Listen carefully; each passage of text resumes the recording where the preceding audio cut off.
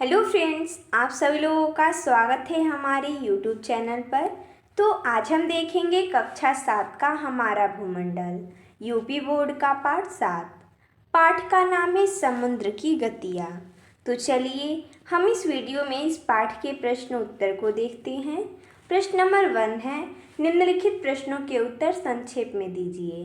प्रश्न है, तरंगे कैसे बनती हैं? इसका उत्तर हो जाएगा, समुद्र में तरंगों का जन्म कई कारणों से होता है, परंतु इनमें पवन सबसे अधिक महत्वपूर्ण होती हैं। तरंगे समुद्र की सतह पर पवनों द्वारा जल को ढकेले जाने की प्रक्रिया के कारण बनती है। जल की सतह से टकराकर पवनें उसे विभिन्न स्थान से उठा देती हैं, जिससे मोड़ों के रूप में जल ऊपर नीचे होता है। उन्हें ही तरंगे कहते हैं। अगला है प्रश्न, ज्वार भाटा क्या है तथा ये कैसे उत्पन्न होते हैं? इसका उत्तर हो जाएगा, सागरीय जल के ऊपर उठकर आगे बढ़ने को ज्वार तथा सागरीय जल के नीचे गिरकर सागर की ओर पीछे लौटने को भाटा कहते हैं। ज्वार भाटा सूर्य तथा चंद्रमा की आकर्षण शक्तियों के कारण उत्पन्न होता है।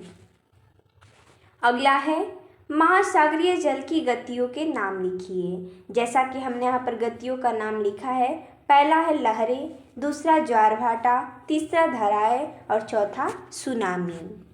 अगला है, प्रशांत महासागर की 5 प्रमुख जलधाराओं के नाम लिखिए। जैसा कि हमने यहाँ पर लिखा है, जिसमें पहला है क्यूराइल की धारा, दूसरा है क्यूरोशियो की धारा, तीसरा है उत्तर विषुवतीय रेखीय धारा, चौथा है दक्षिण विषुवतीय रेखीय धारा और पांचवा है पीरू की धारा।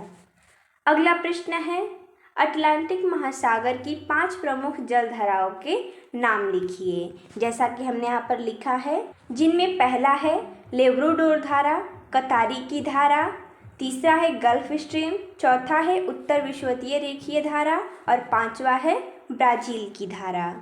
अगला प्रश्न है, सुनामी क्या है तथा यह तरंग से किस प्रकार भिन्न है? इसका उत्तर हो जाएगा, सुनामी महासागरीय जल की एक गति है।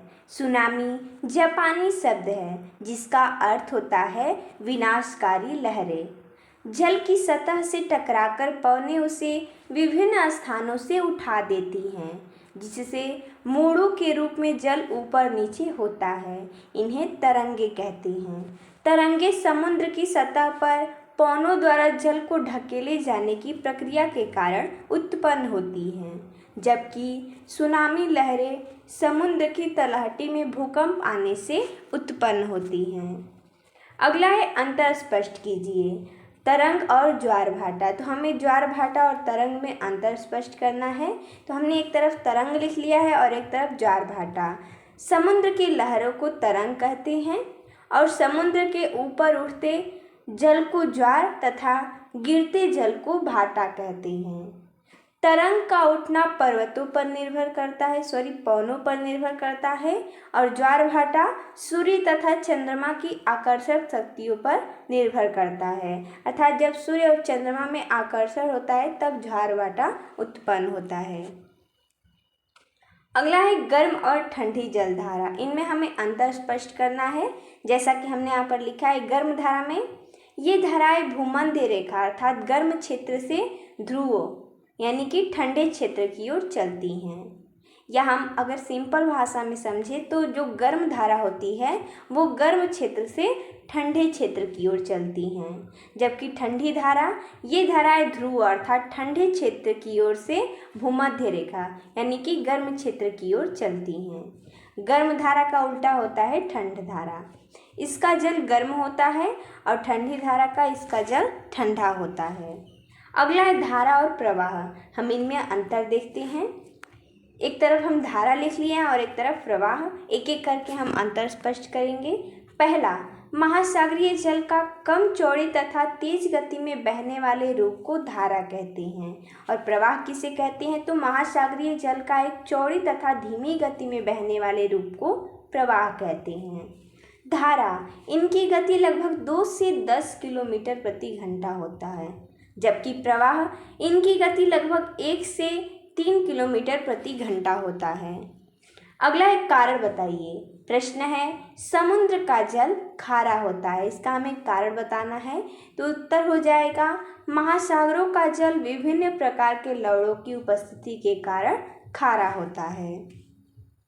अगला है पूर्णमासी और अमावस्या को दीर्घ ज्वार आता है, इसका हमें कारण बताना है। तो पूर्णमासी और अमावस्या को पृथ्वी, सूर्य और चंद्रमा परिक्रमा के दौरान एक सीध में होते हैं, जिससे सूर्य एवं चंद्रमा की आकर्षण शक्ति का प्रभाव पृथ्वी पर पड़ता है और दीर्घ ज्वार आता है।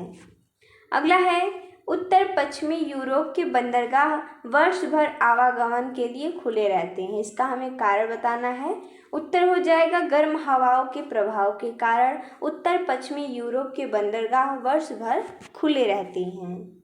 अगला है मुख्य मत्स्य क्षेत्र वहाँ पाए जाते हैं जहाँ गर्म और ठंडी जलधाराएं मिलती हैं, इसका हमें कारण बताना है। तो उत्तर हो जाएगा जहाँ गर्म और ठंडी धाराएं मिलती हैं वहाँ मछलियाँ बहुत अधिक पाई जाती हैं, क्योंकि यहाँ प्लैंकटन नामक घास उत्पन्न होती है जो मछलियों का मुख्य भोजन है। अगला है सही विकल्प की पहचान कीजिए। दिया गया है ज्वार भाटा की उत्पत्ति का मुख्य कारण है। विकल्प है पृथ्वी का घूर्णन, चंद्रमा का गुरुत्वाकर्षण या पवन। तो इसका सही हो जाएगा चंद्रमा का गुरुत्वाकर्षण। अगला है मीठे जल का संबंध है। विकल्प है महासागर, सागर या नदी। तो मीठा जल नदी से संबंध है, क्योंकि मीठा जल नदी में पाया जाता है, बाकी सागर का पानी तो खारा होता है। तो देखिए दोस्तों, जैसा कि हमने इस वीडियो में इस पाठ के प्रश्न उत्तर को देखा, तो मिलते हैं तब तक के लिए धन्यवाद दोस्तों।